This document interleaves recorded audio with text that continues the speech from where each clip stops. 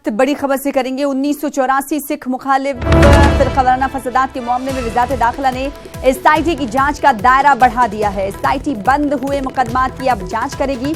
सबूत नहीं होने की बुनियाद पर बरी किए गए मामलों की भी जांच होगी। डीएसजीएमसी ने वज़ारत दाखिला से कार्रवाई का मुतालबा किया है। इस वक्त की बड़ी खबर आपको 1984 के हवाले से दे रहे हैं, जब सिख मुखालिफ फिरकावाराना फसादात बर्पा हुआ था। उसके बाद अब वज़ारत दाखिला ने एसआईटी की जांच का दायरा बढ़ा दिया है। एसआईटी बंद हुए मुकदमात की जांच करेगी, यानी जो मुकदमात बंद कर दिए गए थे उस वक्त के फिरकावाराना फसादात के, उन तमाम मुकदमात की जांच करेगी। सबूत नहीं होने की बुनियाद पर बरी किए गए मामलों की भी जांच होगी।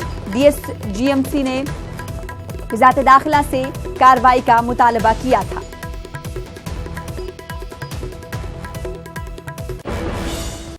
हिंदुस्तान में हुजूमी तशद्दुद के वाक़यात पर ह्यूमन राइट्स वॉच की रिपोर्ट चौंकाने वाली है। रिपोर्ट के मुताबिक मई 2015 से दिसंबर 2018 तक हिंदुस्तान में 44 अफराद को हुजूम ने निशाना बनाया, जिसमें से 17 मामले झारखंड में पेश आए।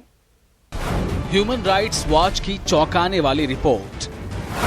मई 2015 से दिसंबर 2018 तक 44 अफराद हुजूमी तशद्दुद का शिकार हुए। 44 में से 17 मामले अकेले झारखंड में पेश आए। गुज़िश्ता कुछ सालों से हिंदुस्तान में हुजूमी तशद्दुद का एक नया कल्चर पैदा हो गया है। कहीं भी किसी एक शख्स को किसी भी इल्जाम में पकड़ लिया जाता है और फिर एक भीड़ जमा होकर इसकी पिटाई करने लगती है। भीड़ इस कदर मुश्तइल, वहशी और बेदर्द हो जाती है कि वो जान ले लेती है। झारखंड के तबरेज का लर्ज़ाखेज वाक़या तो हालिया दिनों का है, लेकिन गुज़िश्ता 4-5 सालों में अब तक न जाने ऐसे कितने वाक़यात हो चुके हैं। बीजेपी इक़्तिदार वाली रियासतों में ऐसे वाक़यात ज्यादा हो रहे हैं, जिनमें झारखंड सरफ़हरिस्त है। ह्यूमन राइट्स नामी एनजीओ की रिपोर्ट इस बात पर मुहर सब्त कर रही है।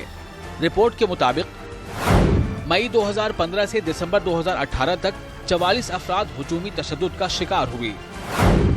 44 में से 17 मामले झारखंड में पेश आए। रिपोर्ट के मुताबिक हुजूमी तशद्दुद के 40% वाक़यात झारखंड में पेश आए हैं।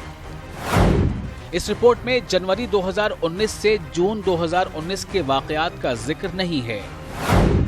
जनवरी 2019 से जून 2019 में झारखंड में 3 अफराद हुजूमी तशद्दुद का शिकार हुए। जून 2019 में ही तबरेज अंसारी का हुजूम ने पीट कर कत्ल कर दिया। ह्यूमन राइट्स वॉच की रिपोर्ट में वज़ीर आज़म के जरिए हुजूमी तशद्दुद की मजम्मत और सुप्रीम कोर्ट के जरिए रियासतों को जारी की गई हिदायत का भी जिक्र किया गया है। Bureau report, news 18 Urdu. और हुजूमी तशद्दुद के मामलों को निपटाने के लिए झारखंड में फास्ट ट्रैक कोर्ट की तश्कील की जाएगी। इस हवाले से मजीद बातचीत करेंगे। हमारे साथ हमारे नुमाइंदे एक बार फिर से नौशाद आलम लाइव जुड़ रहे हैं। नौशाद, इस खबर के बाद क्या कुछ जो हलके हैं उनकी जानिब से क्या कुछ कहा जा रहा है, सबसे पहले ये बताइए। देखिए सना, इस हुक्मनामे के बाद जब ये खबर मंजर-ए-आम पे आई है तो तमाम जो है ना सेकुलर और मुस्लिम हलकों में जो है ना काफ़ी खुशी का माहौल देखा जा रहा है।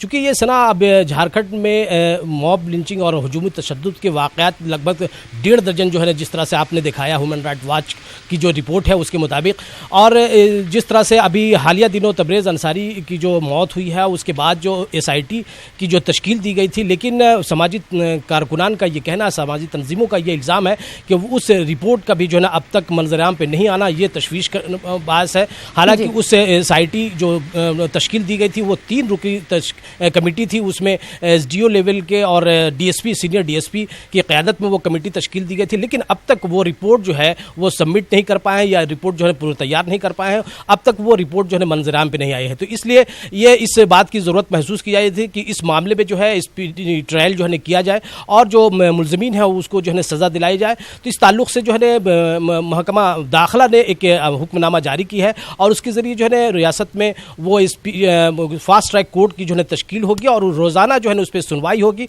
गवाहों के ज़रिए और इस मामले का जो है निपटारा किया जाएगा। तो इस मामले को लेकर के काफ़ी जो है खुशी है कि चलिए अब जो इस मामले पर रोकथाम भी लगेगी और साथ ही जो मुलज़मीन है और जो मकतूल है या जो मुतासरा ख़ानदान है उसको जो है इंसाफ मिल सकेगा। और सना, हालांकि ये मामला जो है दो वाकयात में ऐसे भी आए हैं जो मुलजमीन को जो है सज़ा हुई है। यानी पिछले आपने देखा होगा रामगढ़ में अलीमुद्दीन के मामले में जो है वो मुलजमीन को सज़ा हुई है। बोकारो में भी इसी तरह के एक मामला आए थे, तो उसमें भी जो है वो मुलजमीन को सज़ा हुई थी। लेकिन बेशतर जो अभी जो वाकयात हुए उसमें इस तरह के जो है मुलजमीन को सज़ा नहीं हुई है।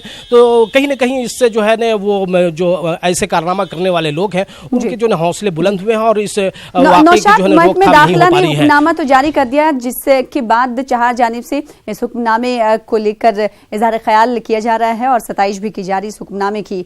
अगर बात फास्ट ट्रैक कोर्ट की तश्कील की जाए तो क्या इसका वक्त कुछ बताया गया कि कब इस फास्ट ट्रैक कोर्ट की तश्कील दी जाएगी? इस ताल्लुक से चूंकि हुक्मनामा जारी हुआ है तो जल्द ही इसका इम्कान रोशन हो गया और कहा गया है कि इसमें जो है फौरी तौर पे जो है कार्रवाई करते हुए जो मुलजमीन है उसको जो है कैफिर किरदार तक पहुंचाया जाए। और चूंकि सना आपने देखा होगा कि पिछले दिनों जो है वज़ीर आज़म ने भी इस पर तशवीश का इजहार किया था और इस वाक़े को लेकर के उन्होंने अफसोस का इजहार किया था और कहा था कि वो रियासत को जो है बदनाम नहीं किया जाना चाहिए। इस ताल्लुक से जो है तमाम जो है अभी जो तंजीमें हैं, सेकुलर तंजीमें हैं, जो समाजी तंजीमें हैं, वो तशवीश का इजहार कर रही थी और मुसलसल जो है एहतजाज का सिलसिला यहाँ रियासत में जारी है। कल ही दिनों जो है ना वो एक मुश्तरका प्रेस कॉन्फ्रेंस में मुत्तहदा मुस्लिम मुहाज ने एक ऐलान किया है कि 5 जुलाई को जुमा के बाद एक अज़ीमुश्शान जो है ना एहतजाजी जो है ना मुज़ाहरा और जलसा आम होगा, जिसके ज़रिए जो है ना वो जो मुतालबात है वो जो है ना मजबूत किए जाएंगे। चूँकि उनको ये यकीन है और वो उनका ये इल्ज़ाम है कि अब तक इस मामले पर रियासती हुकूमत जो है ना संजीदा रवैया जो है नहीं अपनाई है। हालांकि इस मामले में 11 मुलजमीन जो तबरेज़ के जो मामले हैं उसमें 11 मुलजमीन को फौरी तौर पर जो है गिरफ्तार किया गया था और उन्हें जेल भी जो है भेजा जा चुका है। और साथ ही जो है इस मामले को लेकर के जो 2 पुलिस एहलकार हैं उनको मुअत्तल भी किया गया है। बावजूद इसके जो है वो यहाँ जो लोग हैं उनका ये कहना है कि अभी जो है रियासती हुकूमत उस पर गैर संजीदा रवैया अपनाई हुई है और जो सुप्रीम कोर्ट का जो गाइडलाइन है उसके मुताबिक जो है ना यहाँ पे कार्रवाई नहीं हो रही है। सुप्रीम कोर्ट के गाइडलाइन को इम्प्लीमेंट और नाफिज कराने के ताल्लुक से यहाँ पे मुफाद अम्मा की अर्जी भी दाखिल की गई है। यानी ऑल मुस्लिम यूथ एसोसिएशन के जरिए झारखंड हाईकोर्ट में एक मुफाद अम्मा की अर्जी दाखिल की गई है और उसमें यह कहा गया है कि ऐसे मामले को जो है स्पीडी ट्रायल और फास्ट ट्रैक कोर्ट के जरिए जो है मामले को निपटारा किया जाए और ऐसे मामलात के हाई लेवल जो है कमेटी के जरिए जो जांच कराया जाए और साथ ही सुप्रीम कोर्ट की जो गाइडलाइन है इस ताल्लुक से उसको जो है नाफिज कराया जाए। तो इस तरीके से जो है मुसलसल एहतजाज का भी यहाँ पे मुजाहरा किया जा रहा है और लोग कानूनी जो है वो अदालत का भी दरवाजा खटखटा रहे हैं। तो अब ये देखना है कि हुकूमत का ये जो फैसला आया है, अभी जो महकमा दाखिला ने जो हुक्मनामा जारी किया गया, तो ये कोर्ट जो है कब तश्कील पाती है और ऐसे मामलात का निपटारा कितना जल्द जो है किया जा सकता है, ताकि जो है वो देखने वाली बात होगी। और आने वाले दिनों में अगर इस तरह के मामलात आते हैं और स्पीडी ट्रायल के जरिए जो है मुलजिमीन को सजा होती है तो जाहिर सी बात है कि इस मामले में जो है लगाम लगेगा और लोग सुकून की जिंदगी गुजार सकते हैं। जाहिर सी बात है। बेहद शुक्रिया नौशाद हमारे साथ जुड़ने के लिए और तफसील से बातचीत करने। इस वक्त बड़ी खबर एक बार फिर से आपको बता दें कि 1984 सिख मुखालिफ फरका वाराना फसादात के मामले से जुड़ी हुई है। वज़ारत दाखिला ने एसआईटी की जांच का दायरा बढ़ा दिया है। एसआईटी बंद हुए मुकदमात की जांच करेगी। सबूत नहीं होने की बुनियाद पर बरी किए गए मामलों की भी जांच की जाएगी। तो वज़ारत दाखिला ने एसआईटी की जांच का दायरा एक बार फिर से आपको बता दें कि बढ़ा दिया है। 1984 में सिख मुखालिफ फरका वाराना फसाद के मामले में वज़ारत दाखिला ने एसआईटी की जांच का दायरा बढ़ाया है। इस हवाले से मजीद बातचीत करेंगे। हमारे साथ हमारे नुमाइंदे जुड़ रहे हैं दिल्ली से। पंकज कपाही जुड़ रहे हैं दिल्ली से, उनका रुख करेंगे। पंकज, एसआईटी बंद हुए मुकदमात की जांच करेगी। पहले एसआईटी की जांच क्या महदूद थी, अब उसका दायरा बढ़ा दिया है। किस किस पर ये गाज गिरेगी?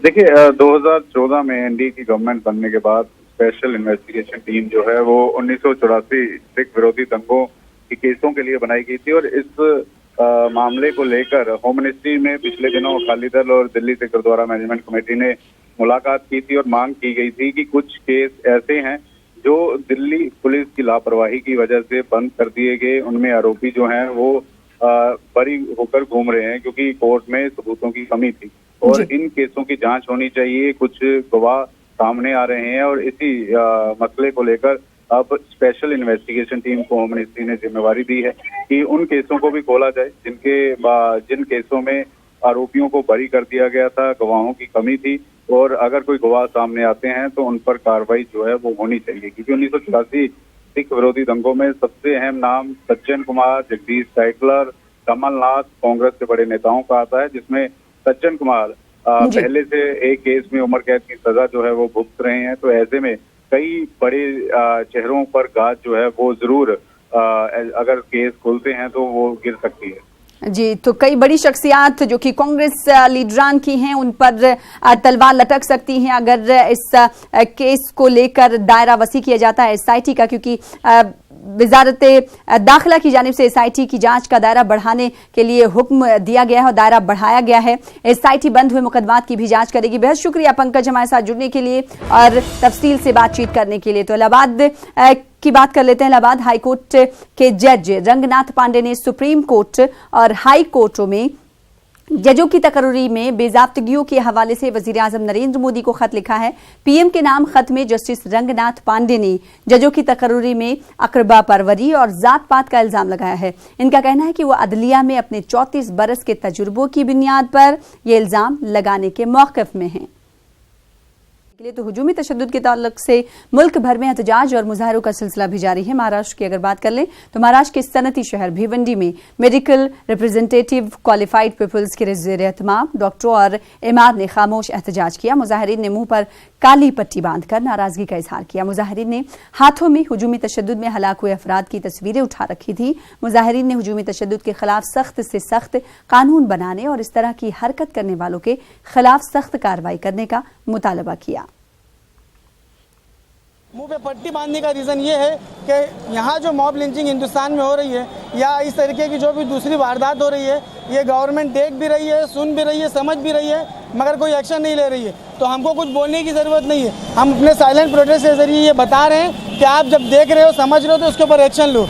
रही बात मॉब लिंचिंग की, तो मॉब लिंचिंग ये इसका मायने ये होता है कि लोग मॉब की शक्ल में आएँ, भीड़ की शक्ल में आएँ और किसी निहत्ते, किसी बेकसूर को पकड़ के मारें।